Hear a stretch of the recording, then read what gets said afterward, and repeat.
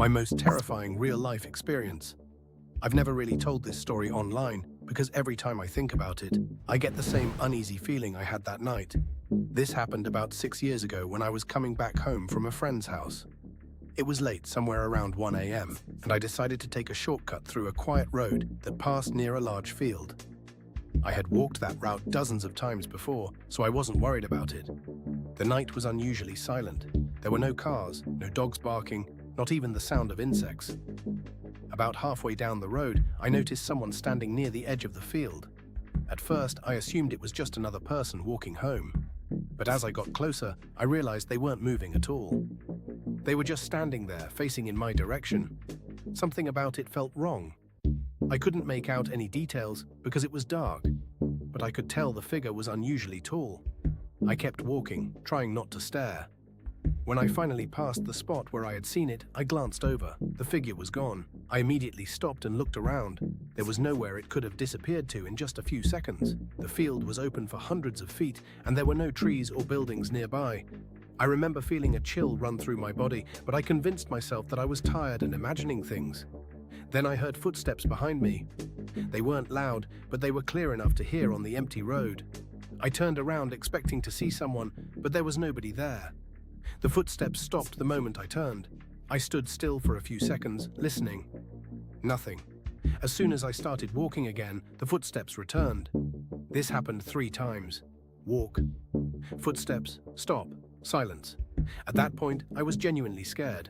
I pulled out my phone and turned on the flashlight. The road behind me was completely empty.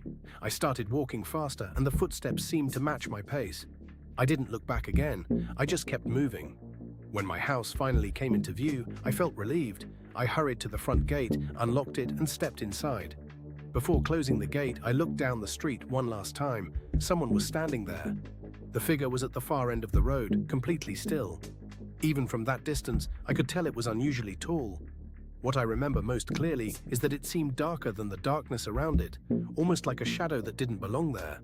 I slammed the gate shut and rushed inside. I didn't sleep much that night. The next morning, I convinced myself that fear had gotten the better of me. But later that day, my neighbor asked me a strange question. He said, "Were you outside late last night?" I told him yes. He looked uncomfortable and said he had been looking out of his window around 1 a.m. and had seen me walking down the road. Then he asked, "Who was the person following you?" I felt my stomach drop. I never told him about the figure. In fact, I hadn't told anyone. To this day, I have no explanation for what happened. Maybe there was a real person on that road. Maybe my mind filled in details because I was alone and tired. But I know one thing for certain. I wasn't imagining the footsteps, and according to my neighbor, I wasn't walking home alone that night. Weird occurrences keep happening at the house across from mine. So a little backstory on this house. We moved into the neighborhood in 2019. We've been here for a few years and have seen a few things with our neighbor's house.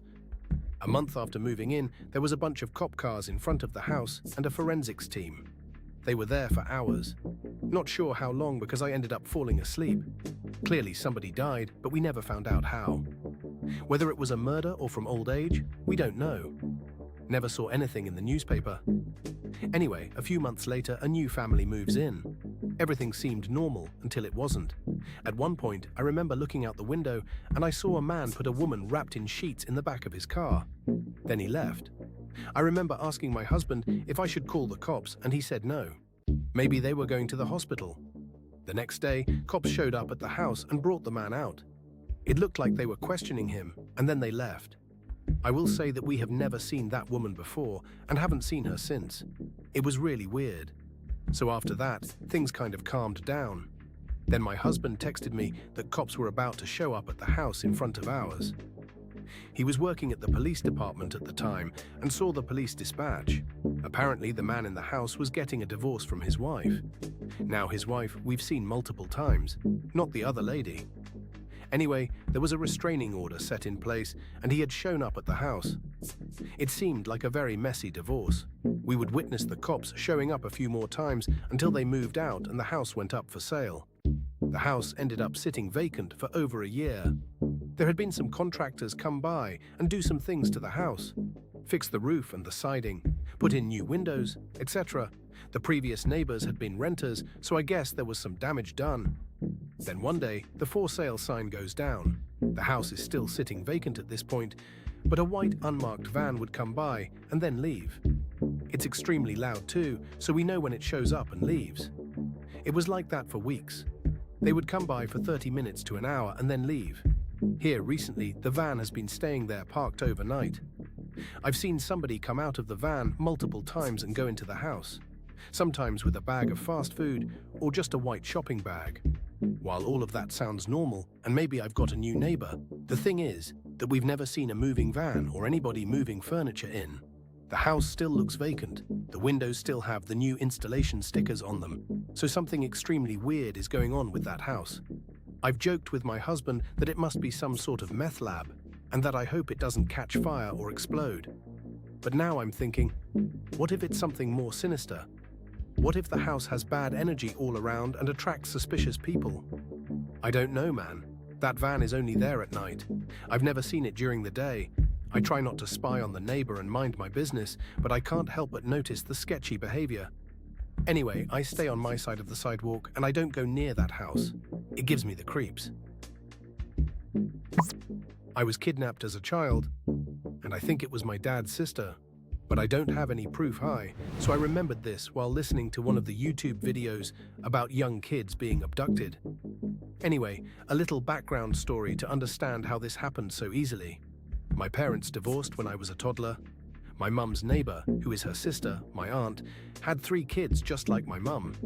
2 boys, 1 girl. She was a single mother. So my mum remarried when I was 3 or 4, but her husband lived outside the country. So my mum only kept me because I am a girl, and the boys stayed with my father. So it was only us with my cousins.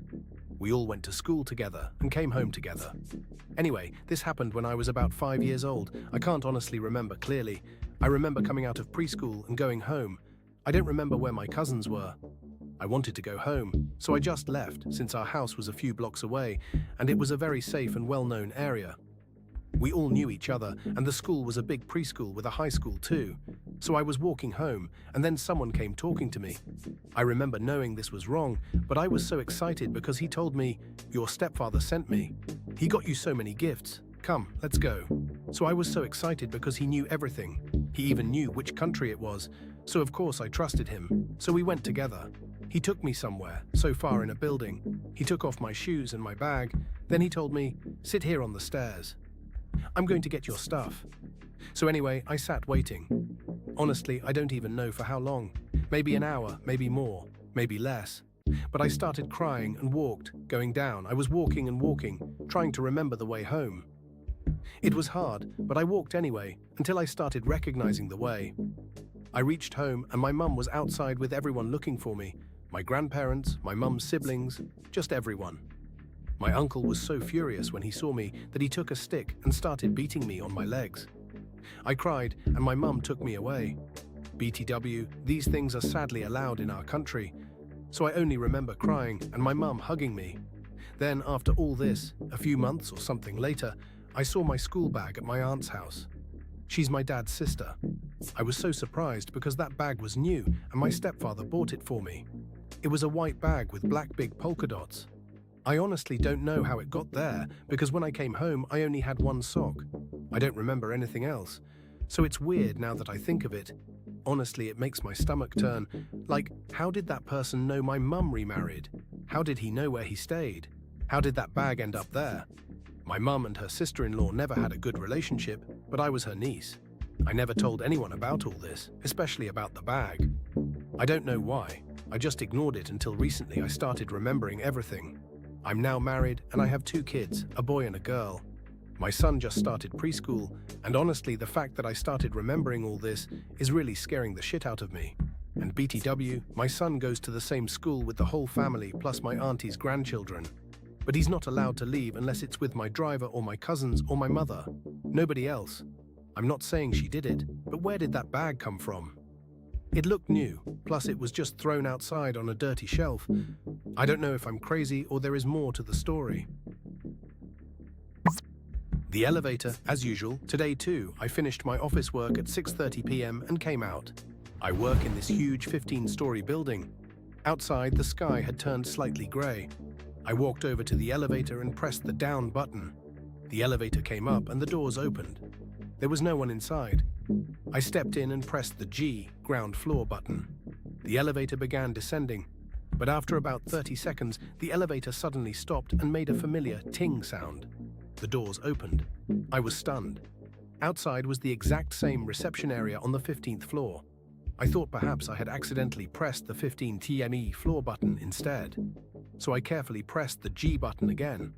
But the same thing happened a second time. The elevator moved down for a while and then stopped again on the 15th floor. This time I felt uneasy. Everyone in the building had already gone home. I was probably alone. For the third time, I pressed the button firmly. My hands had begun to tremble slightly. The elevator stopped again. The doors opened. The same 15th floor. My breathing became heavy and I started sweating. In the mirror inside the elevator, I saw my pale face reflected back at me. I wanted to step outside, but the corridor seemed to have been swallowed by darkness. Just as the elevator doors were about to close for the fourth time, someone stuck a hand in from outside. It was Bikash from the admin branch. "Hi, Mom, going to the ground floor?" Bikash asked with a casual smile. The moment I saw him, it felt as if life returned to my chest. In a trembling voice, I said, "Oh, Bikash, for the last 3 times, this elevator has only stopped here. Maybe there's some technical problem." Bikash looked at me without saying anything. He pressed the button. This time, the elevator actually began moving downward. We reached the ground floor in silence. I let out a long sigh of relief. "Thank you, Bikash. I was really scared," I said. Bikash gave a faint smile and replied, "It's nothing, ma'am. Things like this happen when you're alone. You should go now. Take care." I left the building and reached my car. Suddenly, I remembered something. Earlier that afternoon, a message had come into the office WhatsApp group, but I had been too busy with work to read it properly. I took out my phone and read the message. The phone slipped from my hand and crashed onto the ground. The message read, "It is with deep sorrow that we inform you that Bikash from our admin branch passed away this morning in an accident while maintenance work was being carried out on the elevator on the 15th floor. All employees are requested not to use the elevator today." I slowly turned around. Through the glass doors, I saw the elevator rising once again toward the 15th floor. And in the elevator's mirror, the shadow of a man was clearly visible. He was looking directly at me and waving his hand. This is a true story that happened to me a few years ago. I have changed working floors, and I never go to the 15th floor alone to this very day. Eerie fishing trip with friend. I don't post often, and I don't tell stories very well either, but this just happened to me and my buddy a few hours ago, and it was pretty freaky. Sorry if it's super long. So I, 17 male, am an outdoorsman and I love to fish and hunt. So does my friend. We're the same age and we love the same stuff, so we decided to go fishing together today at a river. Now we went fishing here last week, but we only caught 1 fish, so we decided to go back today and try our luck. It was raining off and on and we weren't catching anything, so my buddy told me he had another spot. He said that across the road, we were under a bridge, was a secret spot that he used to go to. Me being bored and wanting to catch fish, agreed. At this point, it was constant rain and we were soaked, but we walked across the road and into the woods. Now for some reason, I start to feel weird. I can feel my heartbeat and I feel scared. At the time, I blamed it on the setting. You know, dark lightning and rain in a dense forest, you know. When we got to the spot, it was a bend in the river and it was an open sandbar on lower ground. So when we were standing there, we were in the wide open. We took a few casts and we didn't get anything, and I was getting tired, so I helped my friend get his hook unstuck and I said, "All right, man, just 2 more casts, then I'm out of here." He agreed, saying that he wasn't gonna stay by himself if he wasn't with someone. I smiled and I cast my line, and all of a sudden I get a strange feeling. I got a shiver down my spine and the hairs on the back of my neck stood up. I immediately reeled in my line and I said, "Nope, sorry man, I'm out of here. I just got a bad feeling right now." I was looking around frantically because I felt like we were being watched, and at first my friend didn't feel it. But he said, "Yeah, something doesn't feel right." I said that we need to get out of there and we started to pack up rapidly but calmly. Now at this point, it was really starting to rain and thunder, so that added more to the eerie feeling. But when my friend was putting his boots on, I got another surge of dread, and I just started to freak out. Never in my life have I felt like this. My heart was racing and I was breathing super fast. We decided that we would walk side by side and that we wouldn't run if anything happened, in case it was a predator like a bear. As we picked up our tackle boxes and walked up the bank, my friend had his flashlight out when we heard almost like a wailing sound. I can't quite describe it, but it was faint, but it sounded close. My friend and I both froze and we stayed whispering, "What was that? Did you hear that too?" So I told my friend to quickly turn off his flashlight and we started to walk together. As we were walking through the dark, dense and rainy forest, I got that feeling again, and I started to panic. I was looking behind us and everything. When we were about halfway to the road, which wasn't visible from our spot, we heard something in the bushes and my friend and I stopped on a dime. I've never been more still in my life, but then what we think was a deer ran across the path in front of us. I say we think because it didn't have a white tail, it wasn't as big as a deer, and it didn't move like one either.